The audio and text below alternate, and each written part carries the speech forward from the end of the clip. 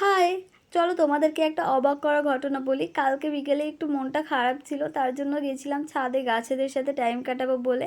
তো গিয়ে দেখি সন্ধ্যাবেলাতেই গাছে প্রচুর পরিমাণে ফুল ফুটেছে। আর একই গাছে দু রকম কালার ফুটেছে। এই যে দেখো, একটা পিঙ্ক কালার আর একটা ইয়েলো কালার। আর এই যে এই টিকোমা গাছটাতে প্রচুর পরিমাণে ফুল আসে প্রতিদিন। পুজো দেওয়া হয় ফুল তুলে, সেই জন্য। আর বিকেলে তো সেই জন্য ফুলগুলো তোলা হয়ে গেছে, যার জন্য গাছে আর ফুল নেই। আর এই যে দেখো, এই টবটাতে লাগানো ছিল ড্রাফট মর্নিং গ্লোরি, যেটার গোড়াতে একটা বাল্ব ছিল। অনেক দিন আগে দেখেছিলাম, তো ভাবছিলাম এটা কচুর বাল্ব হবে হয়তো। তো ভাবলাম যে থাক, দেখা যাক কী গাছ বেরোয় এটা থেকে। তো কিছুদিন পরে দেখো কত সুন্দর একটা পাতা বেরিয়েছে। তো এটা দেখে আমি তো অবাক। এটা হলো কী গাছ বলো তো? এটা হলো গ্ল্যাডিওলাস। আমার না গ্ল্যাডিওলাসের বাল্ব ছিলই না আমার কাছে। কিভাবে যে এই বাল্বটা হয়েছে এখানে ভগবান জানে। এরকম আশ্চর্য ঘটনা আমার সাথে মাঝে মাঝেই ঘটে। তো কিভাবে হয় ভগবান জানে।